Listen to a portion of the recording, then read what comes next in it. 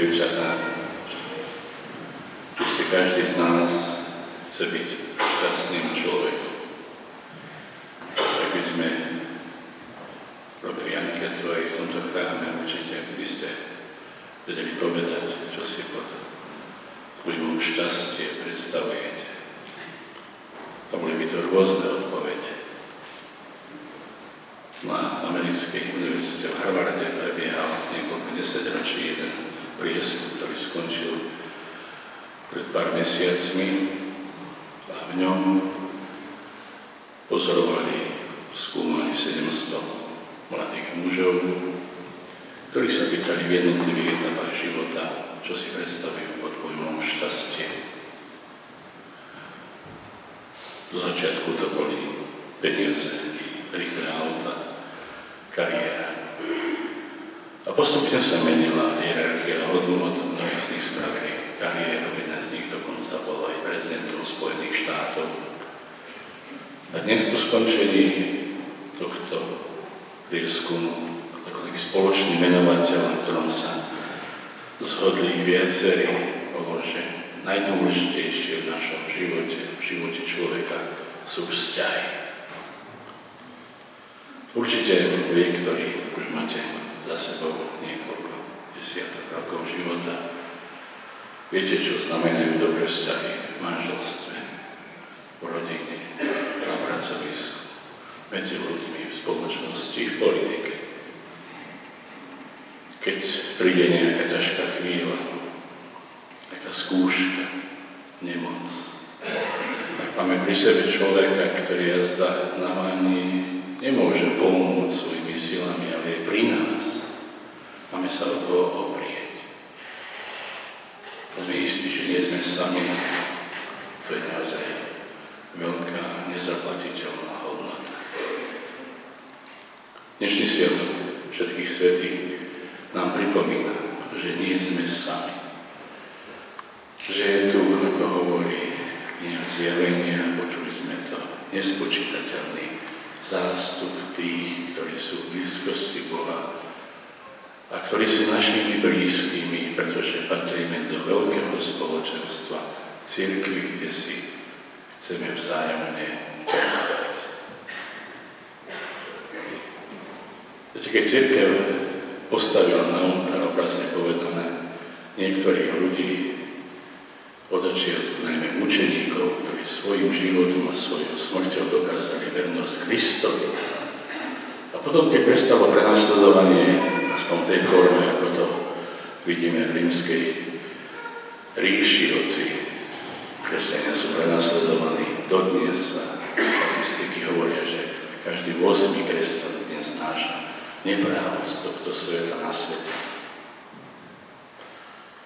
Tak chcela nám cirkev ukázať, že je možné to, čo od nás žiada Boh, aby sme sa mu pripodobňovali, aby sme boli na jeho obraz. Týchto svetcov, ktorých cirkev namenovala, je nespočítateľné množstvo.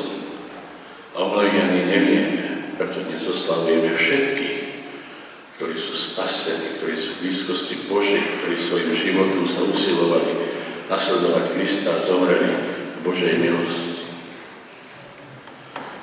Keby sme my dnes boli označení niekým, že sme takí svätí, alebo sme takí svetuška, to je už trochu hanebné, tak by sme sa možno aj urazili. Ale pre nás, kresťanov, svetosť, drahí bratia a sestry, je to, prečo žijeme. Mohli by sme povedať, že je to kvalita nášho života. Pozrite, v každej oblasti si želáme, aby sme získali kvalitné výrobky. Ak sú nekvalitné, tak ich reklamujeme, sťažujeme sa a usilujeme sa získať. Či už rozhlasový prijímač, telefón, iPhone alebo čokoľvek, aby nám slúžil kvalitne. A v živote človeka by to malo byť inak. Aký nekvalitný manžel, kde sa môže manželka sťažovať, alebo naopak, ak sú nekvalitné deti, rodiči, nekvalitní susedia, nekvalitní spolupracovníci. A predsa hodnota človeka je vyššia akéhokoľvek výrobku. A preto nám dnes Pán Ježiš predkladá predošli aj program, ako sa môžeme stať svätí. Isté, tie blahoslovenstva na prvý pohľad sa zdajú veľmi ťažké a nehodiace sa do dnešného sveta. Ale Pán Ježiš nám ukazuje, že stratégia kresťana je iná ako stratégia tohto sveta, kde sú hodnotení len víťazi, ktorí dosahujú rekordy, ktoré sa neustále zvyšujú. My vieme, že každodenný život je iný ako ten fiktívny, alebo len športový, alebo herecký, alebo filmový. Preto hovorím, blahoslavený chudobný v duchu, to znamená tí, ktorí sa spoliehajú aj na Boha, nie na svoje schopnosti, ktorí sa vedia skloniť tým, ktorí sú smutní, ktorí plačú, ktorí vedia znášať aj nepravosť tohto sveta a nechcú len vládnuť, ale aj slúžiť, ktorí túžia po spravodlivosti pre seba aj pre iných, ktorí sa vedia skloniť k iným a byť milosrdní, nielen spravodliví, ktorí sa usilujú o čistotu svojho pohľadu na tento svet, ktorí sa usilujú šíriť pokoj a nie všetko získavať násilím a zbraniami, a ktorí, keď sú aj niekedy prenasledovaní pre svoje presvedčenie, vedia to znášať. Dokonca nám Pán Ježiš hovorí, že sme blahoslavení, keď nás budú pre Neho potupovať. Teda keď sa tento svet bude na nás pozerať niekedy aj cez prsty. A naozaj, drahí bratia a sestry, keď to berieme do logiky každodenného života, vidíme, že nie všetko nám tento svet môže dať za to, čo konáme pre dobro. Viete, kto odmení matku, ktorá má 3, 5 alebo aj viac detí, u ktorým musí aj viackrát v noci vstať, aby ich utišila, aby ich nakrmila? Kto odmení prácu obetavého lekára alebo človeka, ktorý pracuje na smeny, alebo človeka, ktorý dorába každodenný chlieb, alebo ktorý znáša nevyliečiteľnú chorobu, samotu? Akou menou by sme takémuto človeku vedeli zaplatiť? Preto nám Pán Ježiš hovorí, že je tu nádej, že budeme odmenení aj inou hodnotou ako uznaním iných. Len sa musíme usilovať tento vzťah aj s ľuďmi, aj s Bohom budovať. Viete, keby manžel na otázku manželky pri 25. výročí sobáša sa odpovedal, že miláčik, máš ma ešte rád, a on jej povie, však som ti to povedal pred 25 rokmi a nič sa nezmenilo. Bol by to ešte živý vzťah. A viete, my niekedy aj vo vzťahu k Bohu si myslíme, že keď prídeme na polnočnú svätú omšu, alebo občas, keď sa nám to hodí, že to Pánu Bohu stačí. Jemu určite, ale nám nie. Preto my, drahí bratia a sestry, musíme neustále pracovať na svojom zdokonalení. Sme slabí ľudia, aj nimi budeme, ale Božia milosť, Božia blízkosť, Božia pomoc nám vždy bude pomáhať, aby sme boli lepšími a kvalitnejšími ľuďmi. A to sú svätí ľudia. Preto v tom katalógu mnohých, ktorých poznáme aj nepoznáme, sú deti, sú starci, sú ľudia v produktívnom veku, sú tam negramotní, ale aj vzdelanci. Sú to ľudia, ktorí sa obliekali do vrecoviny, ale aj do džinsov. Ľudia minulých tisícročí, ale aj ľudia tohto obdobia. Preto svetosť je kvalita, ktorú nesmieme a nemáme nejakým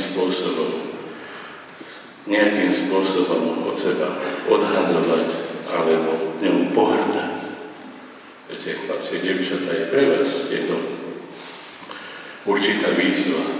Don Bosco na otázku svojho žiaka Dominika Savia, keď sa ho pýtal, čo znamená byť svätý, hovoril: byť radostný, plniť si svoje povinnosti a nechať vtáčikov spievať.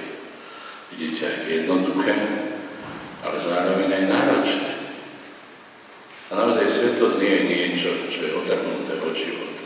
Bruno Ferrer, známy náboženský spisovateľ, ktorý píše také príbehy zo života, jednoduché, niekedy úsmevné, v takom príbehu Zatúlaná Svetožiara hovorí o tom, že keď príde niekto do neba a privíta ho svätý Peter, je zaradený medzi svätých, tak mu dajú na hlavu svetožiaru, aby bolo viditeľné, že je odmenený za svoj dobrý život. A raz, keď anjeli usporiadavali tieto svetožiary, tak jedna nejakým spôsobom dopadla na zem a hľadala nejakú vhodnú hlavu, na ktorú by ju bolo možné aplikovať. Prišla do kostola a videla tam unúdených, roztržitých ľudí. Išla ďalej do banky Ducha Svätého, potom do obchodného centra. Nikde nenašla človeka. Až raz videla po dlhom putovaní, že na jednom priedomí sedí starček, ktorý má v rukách fotografiu svojej manželky a dole tvárou mu stiekajú slzy. Odišla, opustila ma. A išiel okolo chlapček, ktorý išiel do školy. Ten si prisadol k tomuto starčekovi a položil si hlavu na jeho prsia a ostal pri ňom, aby nebol sám. A vtedy vraj táto svetožiara hovorí: našla som konečne kandidáta, na ktorého aplikuje túto svetožiaru. To náboženský spisovateľ chce ukázať, že svetosť nie je niečo nedosiahnuteľné, ale že je to vlastne náš každodenný život, ktorý verne žije. Maximilien Kolbe, ako to aj matka Teresa to opakovala, svetosť nie je luxus, je to naša povinnosť. A nakoniec, keď chceme byť realisti, drahí bratia a sestry, my nemáme inú možnosť, ak chceme byť šťastní, isté aj tu na zemi, ale aj vo večnosti, veď veríme vo večný život. A náš život má zmysel len vtedy, ak bude pokračovať v tej forme, že budeme v blízkosti Boha aj po smrti. Teda usilovať sa konať dobro, aj napriek svojej slabosti. A usilovať sa aj o to, aby sme raz zomreli v milosti Božej. Isté je to veľká milosť, ale pokiaľ sa dosledujeme celý život, Boh nám to isté dopraví. Buď pôjdeme priamo do neba, alebo ako nás učí naša viera, musíme stráviť nejaký čas v očistí, lebo potom by nás čakala veľmi ťažká budúcnosť. A to isté nikto nechceme.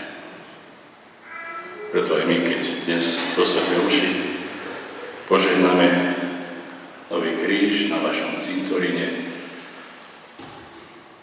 je to znak toho, že sa hlásite týmto hodnotám, lebo kríž to nie je len logo kresťanstva, ale je to znak toho, že v tomto znamení sme boli vykúpení a že Kristus nám ukazuje, aby sme mali otvorené srdce a náručie ako on pre blížnych, ale aby sme aj nezabudali, kde je naša opravdivá vlast. Nech teda, drahí bratia a sestry, oslavujeme svätých a budeme sa modliť aj za našich zosnulých. Nech sa tieto naše vzťahy k týmto ľuďom, ktorí už odišli, upevnia. Ako v dobrej rodine, kde si chceme navzájom pomáhať a nech to vidieť aj na našom každodennom živote, aby sme boli Božie deti, ako hovorí svätý Ján, aj tu na zemi a raz aj vo večnosti Božej blízkosti.